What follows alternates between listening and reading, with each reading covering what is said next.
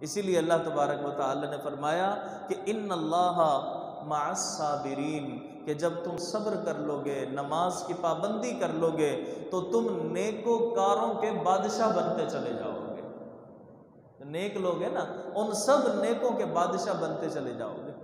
اور نماز کا فائدہ یہ ہے کہ وہ مشکلات کو حل کرتی ہے۔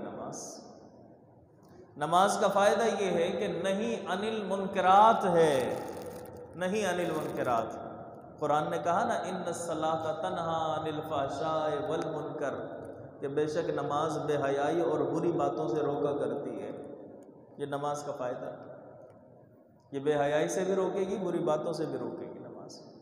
اسی لیے اللہ تبارک و تعالی نے حکم دیا کہ ان دو چیزوں پر عمل کرو، دو چیزوں پر عمل کرو۔ اب تھوڑی سی میں وضاحت کرتا چلوں کہ صبر ہے کیا چیز، صبر ہم کہتے کس کو ہیں؟ صبر کے لفظی معنی ہوتے ہیں برداشت کرنا، برداشت کرنا۔ آدمی کسی سخت مشکل کے اندر، کسی سخت پریشانی کے اندر ہے آدمی، اور اس کا دل بڑا پریشان ہے، ان تمام سختیوں کو، مصیبتوں کو برداشت کر لے اور اس پر ڈٹا رہے، تو یہ ہو جائے گا اس کا صبر اور استقلال۔ تو وہ پرواہ نہ کرے کہ بھئی یہ مشکلات آئیں گی مجھے، میں چلو یہ نیک کام چھوڑ دیتا ہوں، یہ پریشانی آئیں گی نیک کام چھوڑ دیتا ہوں، نہ، بلکہ اگر اس نے چھوڑ دیا تو پھر صبر و استقلال نہیں ہے اس کے اندر۔ لیکن اگر اس نے برقرار رکھا، اس نے جاری رکھا، تو یہ تھا صبر اور استقلال۔ آپ میرے اور آپ کے نبی محمد مصطفیٰ کی زندگی مبارکہ میں دیکھیے صبر اور استقلال کتنا تھا۔ حضور علیہ الصلوۃ والسلام کو معاذ اللہ کبھی جادوگر کہا گیا، کبھی کاہن کہا گیا، یہ تو تھی دلی اذیتیں۔ آپ آپس میں کسی کو کہہ کر تو دیکھیں، تو بہت بڑا جادوگر ہے، سیریس انداز میں ذرا، اگر نہ ناراض ہو جائے تو۔ کاہن کہا، نجومی کہا، معاذ اللہ مذاق اڑایا۔ حضور علیہ الصلوۃ والسلام نے ان تمام تکلیفوں کو برداشت کیا، یہ تھا صبر۔ اور استقلال یہ کہ پھر بھی تبلیغ دین کو جاری رکھا۔ ورنہ کیا تھا، حضور علیہ الصلوۃ والسلام تشریف فرما ہوتے، گھر پہ جا کر بیٹھ جاتے، آپ کے لیے تو اللہ نے جنت لکھ دی تھی، لیکن نہیں، پھر بھی حضور نے فرمایا کہ یہ دین میری امت تک پہنچ جائے، بس یہ دین میری امت تک پہنچ جائے۔ طائف پر پتھر برسوائے گئے، لہو لہان ہو گیا جسم مبارک، جبرائیل امین آ گئے، آپ حکم فرمائے دونوں پہاڑوں کو آپس میں ملوا دوں گا، فرشتے موجود ہو میرے ساتھ، نیست و نابود ہو جائیں۔ حضور نے فرمایا کہ جبرائیل میں ہلاک کرنے کے لیے تھوڑی آیا ہوں دنیا میں ہلاک کرنے کے لیے، میں تو ان کو ہلاکت سے نکالنے آیا ہوں۔ انہیں نہیں پتہ ان کی بہتری کس کے اندر ہے، اچھائی کس کے اندر ہے۔ دعا کرتا ہوں اللہ تعالیٰ ان کو ہدایت عطا فرمائے۔ تو یہ تھا صبر اور استقلال، یہ کہ پھر بھی تبلیغ دین جاری رکھا، پھر بھی تبلیغ دین جاری رکھا۔ تو اسی لیے صبر جو ہے وہ انسان کو مضبوط بناتا ہے، برداشت انسان کو مضبوط بناتا ہے۔ اور اس کی دو قسمیں ہوتی ہیں، ایک ہوتا ہے صبر نفس اور ایک ہوتا ہے صبر جسم، صبر بدن، یہ دو چیزیں ہوتی ہیں۔ صبر نفس، نفس کا صبر کیا؟ یعنی نفس کو اس کی ناجائز خواہشوں سے بچاؤ، یہ نفس سے صبر ہوگا، ناجائز خواہشوں سے بچاؤ، یہ صبر ہوگا نفس کا۔ جبکہ بدن کا جو صبر ہے وہ یہ کہ مولا کی رضا کے لیے سخت محنت برداشت کرے، صرف اس لیے کہ ہمارا رب ہم سے راضی ہو جائے۔ جیسے سردیوں کے اندر وضو ٹھنڈے پانی سے، یہ صبر بدن ہوگا آپ کا۔ صبح فجر کے وقت اٹھے ہیں، ٹھنڈا پانی ہے، پانی گرم نہیں ہے، لیکن نماز پڑھنی ہے اس نے، اور اس کے لیے جو وہ وضو کرے گا نا، یہ جسم کا صبر ہوگا، یہ وہ برداشت کر رہا ہے تکلیف، کس لیے؟ اس لیے کہ میرے رب کا حکم ہے نماز پڑھنا اور میرا رب مجھ سے راضی ہو جائے۔ بس زکوٰۃ دینا، روزہ رکھنا گرمیوں کے اندر، سخت گرمیاں ہو، لیکن روزہ رکھ رہا ہے، وہ جسم کو تکلیف بھی ہو رہی ہے، بھوک بھی لگ رہی ہے، پیاس بھی لگ رہی ہے، لیکن پھر بھی برداشت کر رہا ہے۔ کس لیے؟ صرف اس لیے کہ میرا مولا مجھ سے راضی ہو جائے، میرا رب مجھ سے راضی ہو جائے۔ مال کمایا ہے بڑی محنت سے، بڑی پریشانیاں اٹھائی ہیں، لیکن پھر بھی دے رہا ہے زکوٰۃ۔ کیوں؟ صرف اس لیے کہ رب راضی ہو جائے میرا اس سے۔ یہ سارا کا سارا جو ہے نا وہ صبر ہوگا بدن کا، صبر ہوگا بدن کا۔ تو اسی لیے انسان کو جو ہے وہ صبر کرنا چاہیے، صبر کرنا چاہیے۔ اور یہ ایک چیز کی اور میں وضاحت کرتا چلوں یہاں پر کہ عام طور پر یہ انسان کی فطرت ہوتی ہے کہ بعض اوقات وہ صبر تو کرتا ہے، لیکن اس کے باوجود بھی کسی دکھ پر، پریشانی پر، تکلیف پر کچھ الفاظ اس کی زبان سے نکل جاتے ہیں، آنسو اس کی زبان سے نکل جاتے ہیں۔ یہ یاد رکھیے گا، یہ صبر کے منافی نہیں ہے، اس سے صبر کی نفی نہیں ہوتی۔ جیسے مثال کے طور پہ کسی کی موت پر، کوئی قریبی ہے بہت، بھائی اس کی موت پر آنسو بہانا، یہ ایک فطری عمل ہے، انسان برداشت کرتا ہے، لیکن پھر بھی ساتھ ساتھ اگر آنسو نکل جائیں تو یہ صبر کے منافی نہیں۔ ہم یہ نہیں کہیں گے اس نے صبر نہیں کیا، نہیں، صبر کیا ہے اس نے۔ بعض اوقات الفاظ کچھ نکل گئے اس کے زبان سے کہ تم چلے گئے، تم چھوڑ گئے مجھے، یہ بھی صبر ہوگا اس کا۔ جیسا کہ حضرت سیدہ فاطمہ الزہرا رضی اللہ تعالی عنہا، جب نبی علیہ الصلوۃ والسلام نے اس دنیا سے ظاہری وصال فرمایا، پردہ فرمایا، تو آپ کے وصال پر حضرت سیدہ فاطمہ الزہرا کا رونا، یہ بے صبری نہیں ہے، یہ بے صبری نہیں ہے۔ اور پھر اس کے بعد آپ کی زبان مبارک سے کچھ الفاظ بھی نکلے اور آپ نے یہاں تک فرمایا کہ آپ ہمیں یہاں چھوڑ گئے اور جنت میں چلے گئے۔ یہ صبر ہی ہے، صبر کے منافی نہیں ہے۔ حضرت سیدہ فاطمہ الزہرا نے یہ بھی فرمایا کہ اب وحی کا آنا بند ہو گیا ہے، کیونکہ نبی تھے، نبی پر ہی وحی آتی ہے، اب نبی نہیں رہے آخری، تو اب وحی نہیں آئے گی، وحی کا آنا بند ہو گیا ہے۔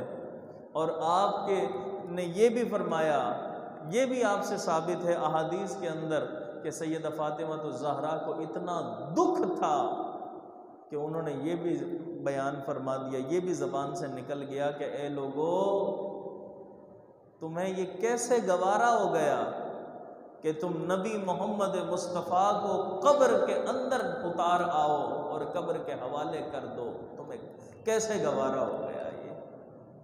تو یہ الفاظ تھے، لیکن یہ بے صبری نہیں کہلائے گی۔ بخاری اور مسلم کے اندر حدیث موجود ہے، یہ بے صبری نہیں کہلائے گی، تو یہ صبر کے منافی نہیں ہوگا۔ لیکن اگر انسان صبر کرتا ہے کسی چیز پر تو اس کو فائدے بہت حاصل ہوں گے۔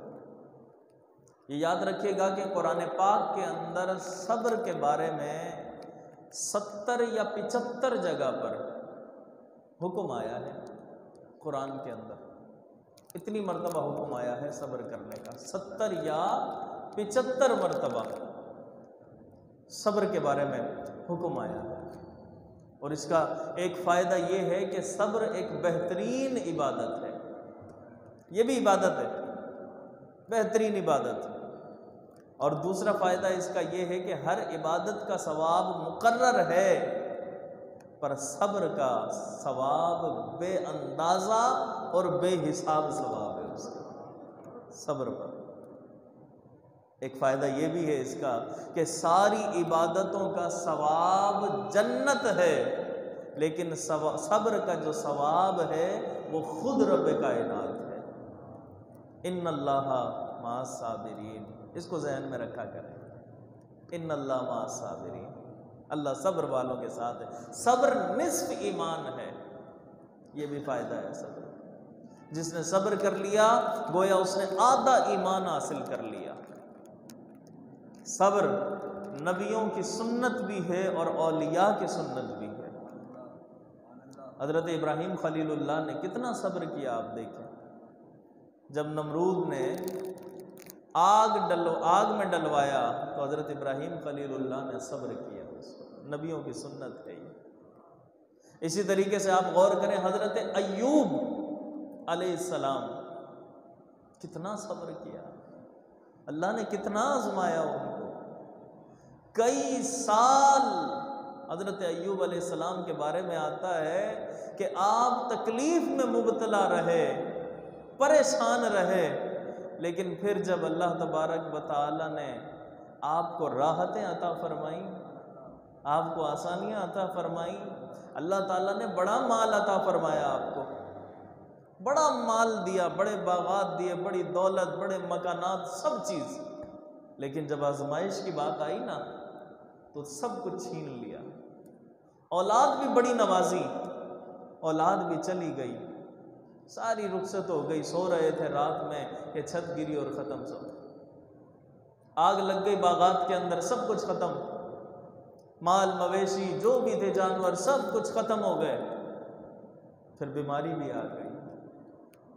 یہ آزمائش حضرت ایوب علیہ السلام نے صبر کیا اس پر، صبر کیا اس پر، اور پھر جب صبر کیا، صبر کے بعد جب راحتیں عطا فرمائیں، کامیابی ہو گئی، اللہ نے فرشتے کو بھیجا اور فرمایا کہ میرے فرشتے جاؤ، جا کر میرے نبی کو بتا دو کہ اب تمہاری آزمائش ختم ہو گئی ہے، اب راحتیں ہی راحتیں ہیں۔ ایک دن میاں بیوی دونوں بیٹھے ہوئے تھے ایسے ہی آپس کے اندر، جب راحتیں مل گئی نا دوبارہ، میاں بیوی بیٹھے ہوئے تھے ایسے ہی آپس میں نا، بات چیت چل رہی تھی، تو بیوی نے پوچھا کہ اے ایوب آپ تو اللہ کے نبی ہیں، ذرا یہ بتاؤ کہ جو سکھ والے دن ہیں یہ اچھے ہیں یا پھر جو دکھ والے دن تھے وہ اچھے تھے؟ توجہ رکھیے گا یار ذرا، دکھ والے دن تھے وہ اچھے تھے یا جو سکھ والے دن ہیں یہ اچھے ہیں؟ تو کہنے لگے کہ بظاہر تو سکھ والے دن ہی اچھے ہوتے ہیں، لیکن اگر مجھ سے پوچھو تو میں یہ کہوں گا کہ جو دکھ والے دن تھے وہ ان سے لاکھ درجے اچھے تھے۔ پوچھا وجہ کیا ہے، کیوں اچھے تھے؟ کہنے لگے بات یہ ہے کہ سکھ والے دن ہیں اب نہیں پوچھا جاتا، لیکن جب دکھ والے دن تھے ہر روز 24 گھنٹے میں ایک مرتبہ میرا رب مجھ سے خود پوچھتا تھا کہ اے ایوب بتا تیرا حال کیسا ہے آج، آئے بتا تیرا حال کیسا ہے۔ کہا اس بہانے میرا رب جب مجھے پوچھا کرتا تھا تو اگلے 12 گھنٹے تو اس شوق میں گزر جاتے تھے، میرے رب نے میرا حال پوچھا ہے، اور 12 اگلے گھنٹے اس انتظار میں گزرتے کہ یہ 12 گھنٹے گزریں گے تو میرا رب مجھ سے دوبارہ پوچھے گا ایوب صبر کرتا ہے تیرا یار، کیا حال ہے تیرا؟ کہا اسی لیے دکھ والے دن بڑے اعلیٰ تھے، دکھ والے دن بڑے اعلیٰ تھے۔ تو حضرت ایوب علیہ السلام کا صبر یاد کر لو یار، کتنا رب نے انہیں دیا، لیکن پھر آزمایا اور صبر عطا کیا۔ اور پھر ہمارے نبی کی مثال کہ کفار کی کتنی سختیوں کو برداشت کیا آپ نے۔ حضور علیہ السلام کا خود فرمان ہے کہ دین کی راہ میں جتنی تکلیفیں مجھے دی گئی شاید مجھ سے پہلے کسی اور نبی کو دی گئی ہو۔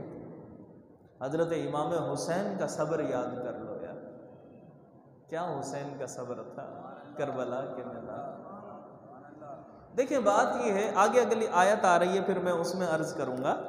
یہاں مجھے ایک حکایت یاد آ رہی ہے کہ ایک مرتبہ کچھ لوگوں نے دیکھا کہ ایاز جو کہ محمود کا وزیر تھا، ایاز محمود بادشاہ تھا نا، ایک دن دیکھا کچھ لوگوں نے کہ وہ ایاز جو ہے ہاتھی پر سوار ہے اور بڑی شان و شوکت کے ساتھ سفر کر رہا ہے، جا رہا ہے گلیوں میں سے، ہاتھی پر سوار ہے، بڑی شان و شوکت کے ساتھ جا رہا ہے، ایک پورا لشکر اس کے پیچھے ہے، بڑی شوکت شان کے ساتھ جا رہا ہے۔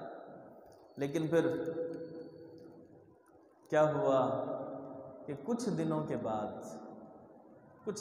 بعد دوبارہ پھر لوگوں نے اس کو دیکھا، مگر اب جب ایاز کو دیکھا تو اس کے ساتھ پولیس والوں کو بھی دیکھا، اس کو گرفتار دیکھا، اس کے گلے میں ہار ڈالے ہوئے ہیں اور اس کو گرفتار کر کے پولیس والے کھینچتے ہوئے لے کر جا رہے ہیں۔ تو ایاز سے کسی نے روک کر پوچھا کہ اے ایاز یہ کیا ہے اور وہ کیا تھا؟ حاجی صاحب توجہ، یہ کیا ہے اور وہ کیا تھا کہ آج تو تمہیں پولیس والے گھسیٹ کر لے کر جا رہے ہیں، کھینچ کر لے کر جا رہے ہیں، اس دن ہم نے دیکھا تم بڑے سوار تھے، شان و شوکت کے ساتھ جا رہے تھے، یہ کیا ہے اور وہ کیا تھا؟ تو ایاز کو بولا کہ لوگوں، وہ تو تھا وَتُعِزُّ مَن تَشَاءُ، کہ وہ جسے چاہتا ہے عزتیں عطا فرماتا ہے، اور یہ ہے وَتُذِلُّ مَن تَشَاءُ، کہ جسے چاہتا ہے وہ ذلیل و رسوا بھی کر دیتا ہے، ذلت بھی دیتا ہے۔ تو وہ تھی وَتُعِزُّ مَن تَشَاءُ کی تفسیر، اور یہ تھی وَتُذِلُّ مَن تَشَاءُ کی جلوہ گری یہاں پر۔ کہا بس یہی ہے یہ، اور کہنے لگا کہ نہ وہ اپنا تھا نہ یہ اپنا ہے، وہ بھی ہماری اپنی نہیں تھی عزت، یہ بھی ہماری اپنی نہیں ہے، تو نہ وہ اپنا تھا نہ یہ اپنا تھا۔ اور اسی لیے کسی نے کہا نا کہ راضی ہیں ہم اس میں جس میں تیری رضا ہے، بس ہم اسی میں راضی ہیں کہ اللہ تو جس حال میں رکھے ہم بس اسی میں راضی ہیں ہم اسی میں۔ ایک مرتبہ محمود نے ایاز کو بلایا اور دوسرے وزیروں کو بلایا، اور بلا کر وزیروں کو نا پھل دیے کھانے کے لیے، پھل دیے، لوگوں نے چکھا تو رکھ دیا واپس، کسی نے نہیں کھایا۔ ایاز جو ہے نا، ایاز وہ بڑے ہی محبت اور شوق کے ساتھ کھائے جا رہا ہے۔ باقیوں نے کہا بھلا ایاز دیوانہ ہے، مجنون ہے، یہ کیا ہے، یہ اس کو پتہ ہی نہیں چلتا میٹھا کیا ہے کڑوا کیا ہے، اور بس ایسے ہی جو ہے نا وہ کھائے چلا جا رہا ہے، اس کو کچھ نہیں پتا، بس جو ہاتھ لگے اور اٹھایا اور کھا لیا۔ ایاز سے پوچھا کہ بتاؤ ذرا یہ پھل کیسا ہے، پھل تو بڑا کڑوا ہے، لیکن تم پھر بھی اس کو کھائے چلے جا رہے ہو تم۔